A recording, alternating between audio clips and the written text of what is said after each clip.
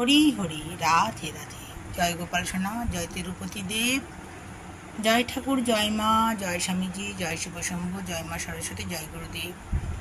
আজ জয়রামবাটি মাতৃমন্দির আর কামারপুকুর মঠ গিয়েছিলাম। জয়রামবাটি মাতৃমন্দিরে কুপন কেটে প্রসাদ পেয়েছিলাম, মায়ের অন্নভোগ, আর ওখান থেকে মিহিদানা সাদা বোঁদে নিয়ে এসেছি, নিবেদন করেছি, দর্শন করুন। ভোগ দর্শনে দুর্ভোগ কাটে। মা সত্যি সত্যিকারের মা। ঠাকুর তো খুবই সরল, আর দাদা ভাইয়ের তো কোনো তুলনাই হয় না, তাই না? আমি দাদা ভাই বলি, জানেন তো। আর কামারপুকুর মঠের ওখান থেকেই এই ঘটিটি পিতলের নিয়ে এসেছি, বাবার মাথায় জল ঢালবো বলে এসে ঢেলেওছি। আর ওখান থেকে বেলপাতাগুলি নিয়ে এসেছি, আর এই যে ত্রিশূল ডমরু সহ কিনে এনেছি। ওই দোকান থেকেই এতটুকু আমার মনে পড়ছে, এই শিবলিঙ্গটি আমি নিয়ে এসেছিলাম। আগেও বলেছি শর্ট ভিডিওতে। ওখানে বসে থাকা একজন ব্রাহ্মণ আমাকে বলেছিলেন, তুমি এই শিবলিঙ্গটি নিয়ে যাও, প্রণাম পুজো করবে নিজ হাতে। সে তখন দেখি করি। কামারপুকুর মঠে শিবলিঙ্গ আছে জানেন তো, ওখানেও প্রণাম করলাম। একটি মালা আকন্দ ফুলের কেউ পড়ায়নি, শিবলিঙ্গর কাছে নামিয়ে রেখেছে। এই যে দেখছেন এই জায়গাটা, এইখানটাতে নামিয়ে রেখেছে বা রেখেছেন। আর মাথায় একটি শিবলিঙ্গের বেলপাতা। আমি প্রণাম করে এই মালাটি পরিয়ে দিলাম, যেন মহাদেব ওইটি তাকে দিয়ে রাখা করিয়েছেন, যিনি রেখেছেন আমি পড়ালাম। এরকম মনে হলো আমার, যে আমার হাতেই উনি পড়বেন, এই অনুভবটা হলো আর কি। খুব ভালো লাগলো, একটা অনুভূতি। আজকে ভেবেছিলাম একটু দেরি হয়ে গেছিল, বর্ষা বাদলের দিন তো, একটু উঠতে সামান্য দেরি হয়ে গেছিল। তাহলে বাড়ির পুজো করলাম, তারপরে গেছি ঘরের কাজকর্ম সেরে। পৌঁছতে দেরি হয়ে গেছে, কুপন তো পাবো না। তো মনে মনে ভাবছি, মা নিশ্চয়ই, মায়ের কাছে যাচ্ছি যখন, কিছু একটা ব্যবস্থা হয়ে যাবে।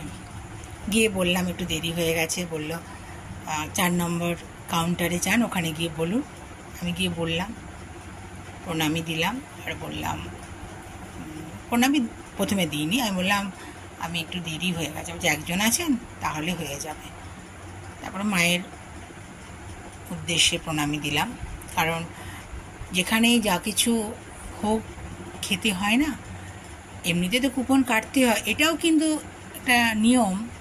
সেখানে যদি নিয়ম নাও থাকে দেওয়ার প্রণামী, তবুও কিন্তু দিতে হয়, কারণ ভান্ডারা বা এরকম ভোগ শুধু শুধু খেতে নেই, সেবায় লাগবে এই ভেবে কিন্তু দিতে হয়। বাসে যাচ্ছিলাম যখন, অনেক হিজড়ে উঠেছিল, তারা খুব আশীর্বাদ করলো, খুব সুন্দর সুন্দর কথাও বললো। একজনকে এমনি একটা কথা, যে বাচ্চাদের মা বাবা কত সুন্দর করে মানুষ করে, কিন্তু তারা আজকাল আর দেখছে না, বৃদ্ধাশ্রমে পাঠিয়ে দিচ্ছে। একজন হিজড়ে বলছে, কত সুন্দর কথাবার্তা, তাই না? খুব আশীর্বাদ করলো। ওখান থেকেই আমি বেলপাতা নিয়ে এসেছি, একটু সন্ধ্যে শাক পেড়ে নিয়ে এসেছি, হ্যাঁ, একটা ফুলের ডাল নিয়ে এসেছি। বাইরে ছিল, হয় না রাস্তায় পেরোতে পড়তে, আমি লাগিয়েছি, জানি না হবে কি না। আর সন্ধ্যে শাকগুলো রেখে দিয়েছি, কালকে একটু ভোগে দেব ভাজা। আর কিছু শিউলি পাতা এক জায়গা থেকে তুলে নিয়ে এসেছি। ভাল লাগে মায়ের ঠাকুরের জায়গা থেকে কিছু নিয়ে এলে। পকোড়া বানাবো, ভোগেই দেব রাধা মাধবের, ঠাকুরমা স্বামীজি সবাই তো আছেন এখানে। আমার এই অনুভূতিগুলো খুব ভালো লাগে। যখনই নামলাম না মায়ের ঘাটে, যেন একটা আলাদা অনুভূতি। সেই ছোটোবেলা, শিশুবেলা থেকে যাচ্ছে। আমার ওখানে মাসির বাড়ি কামারপুকুরে আমি দেখা করে এসেছি মাসির সাথে। মাসি তো বললো থাকবি তো না, আমি না আমার ঘরে ঠাকুর আছে বা গিয়ে আমাকে ভোগ দিতে হবে, আমি থাকি না কোথাও, আর কোথাও গেলে আমাকে নিয়ে যেতে হবে গোপালকে, আমি চলে আসবো বলে আমি চলে এসেছি আর কি। ভালো থাকবেন বন্ধুরা, আনন্দে থাকবেন, সুস্থ থাকবেন এবং শান্তিতে থাকবেন। শান্তিতে থাকাটাই হচ্ছে সব থেকে বড় কথা, তাই না? আপনাদের সাথে শেয়ার করলে আমার মন ভালো হয়ে যায়। হরি হরি, রাধে রাধে, জয় মা, জয় ঠাকুর, জয় স্বামীজি, জয় শিব শম্ভু, জয় মা সরস্বতী, জয় গুরুদেব, জয় গোপাল সোনা, জয় তিরুপতি দেব।